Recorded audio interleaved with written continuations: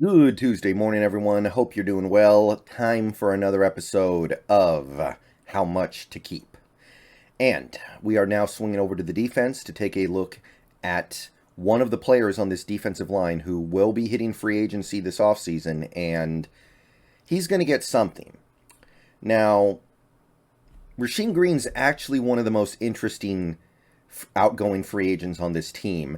Not in the sense that it's really, really polarizing whether or not the Seahawks should keep him, or people feel super passionately about Rasheem Green.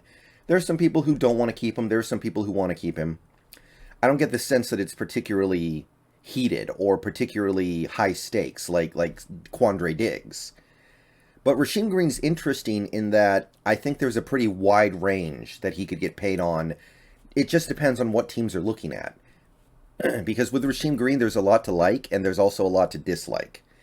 And I don't know exactly where this is going to go. I'm going to take my best shot at it, but I'll say it right now. It would not surprise me if his new contract was worth $3 million or $20 million or anything in between. Could go wildly one way or the other, depending on how other teams evaluate him. So here are the positives with Rasheem Green. He's young. He's going to turn 25 in May, so he's got his best football ahead of him. That's something that teams are really going to take into account here. He's versatile because he can play inside and outside. I don't know if he's great at either, but he does have some versatility. And over the last, I would say, half of 2021, he did turn it on. He did have some pretty good games. He showed you what he could do. He had, really starting with the Packers game, I would say, he started making more and more plays each week. He ended up with, 4.5 sacks in the second half of the season, the last 9 games, I think. And that also included a blocked extra point that he returned for a 2-point conversion that was one of the highlights of the season, I can't lie. He did take on a pretty significant load over the season. He played a lot of snaps. Got to give him credit for that. He had some very impressive games near the end of the season. Textbook contract push. But there is some stuff to really not like about Rasheem Green, which is before that little contract push, he was pretty anonymous as a player. He had 7 career sacks in his first 3 seasons, including a rookie year where he barely played at all, a 2020 that saw him miss a lot of time due to injuries, and PFF, which you know that I do value some, does not like him at all. And I think that what you have with Rasheem Green here is a splash player. And when I'm talking about it in terms of Rasheem Green, I talk about it in the most negative way possible. He makes splashes, or at least he was starting to make splashes as this season wore on. But if he's not making a splash, he's not really doing his job on those other plays. That's how you get to something like this, where you've got a defensive end with almost 50 tackles, 6.5 sacks, and legitimately some really splashy games at the end of the season. Like I said, he had 2 sacks against the Bears. He made some plays against the Rams. But his PFF grade is still at about 50. That's below replacement level. Excuse me. So, to me, this tells you that Rasheem Green is either making a big play or he's not really doing his job. Going all the way back to week 2 against the Titans, when I think Rasheem Green was the main culprit on that 60-yard Derrick Henry run. It doesn't seem like he played the run very well in 2021. Seems like he was hunting for his own stats, and to an extent, it did work out for him. But I think that teams do look at things like this, and I think that if you look at Rasheem Green, you'll see a player who he splashes, but he ultimately can't put together all-around solid games. Like Kerry Hyder's kind of like the anti-Rasheem Green. Kerry Hyder doesn't make very many plays at all, but he's doing his job. He's holding ground in the run game. So, that being said, his youth, his versatility, and his contract push is going to get him something. Something more than Vetman Plus, right? It's going to be more than $1 million.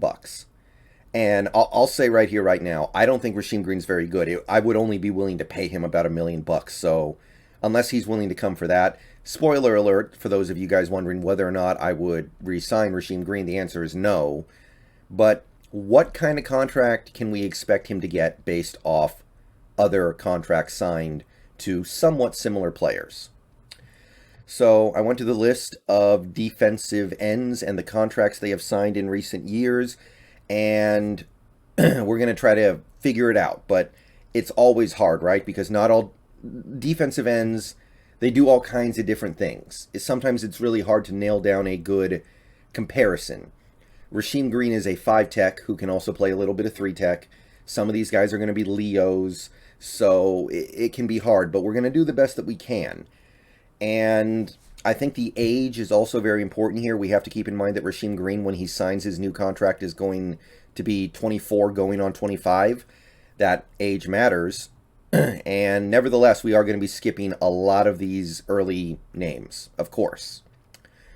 Yeah, Rasheem Green is not going to get paid more than $10 million a year. There's no way. If somebody wants to give him more than $10 million a year, then I think they're probably using their NFL salary tables as a money laundering scheme. So he's not going to get $10 million a year. Let's scroll on down.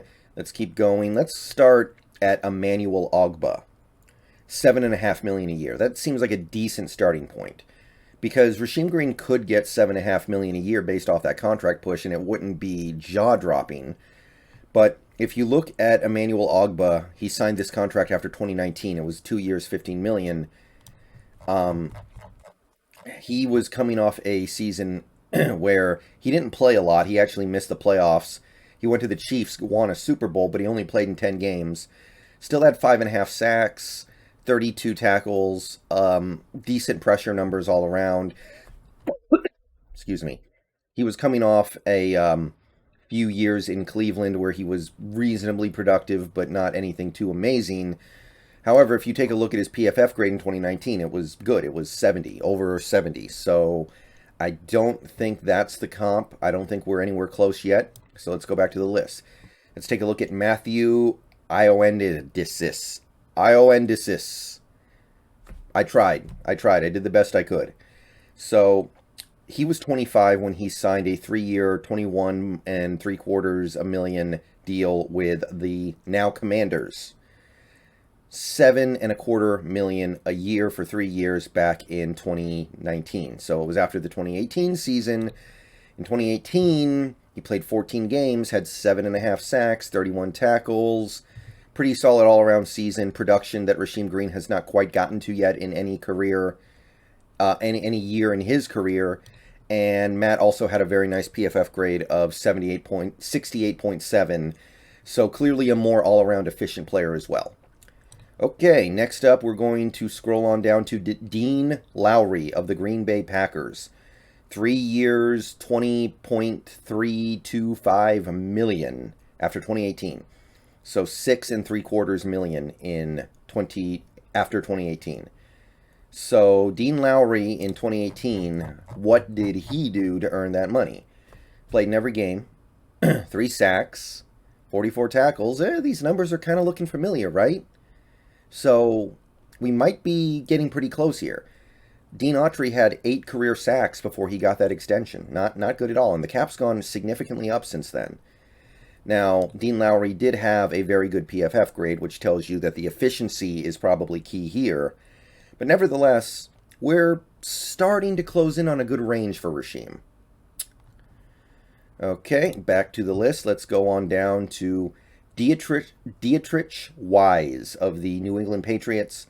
Came off a 2020 and got $5.5 million a year for 4 years. So decent long-term security, but $5.5 million a year. Dietrich Wise, what did he do in 2020 to earn that money? Well, he was part of an elite defense, which always helps. Rasheem Green has never been part of an elite defense in his career. But, the numbers are not really that great.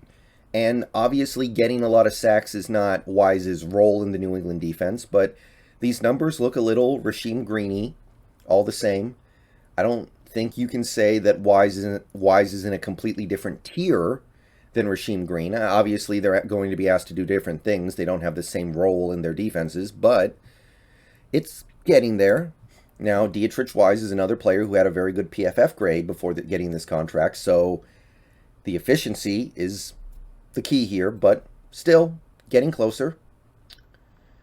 Okay. Oh, excuse me. Dwayne Smoot is next. He got 2 years, $5 million a year after 2020. So we're down to $5 million a year. And I think we are officially getting into range of the Rasheem Green range. Because remember, the cap has gone up significantly.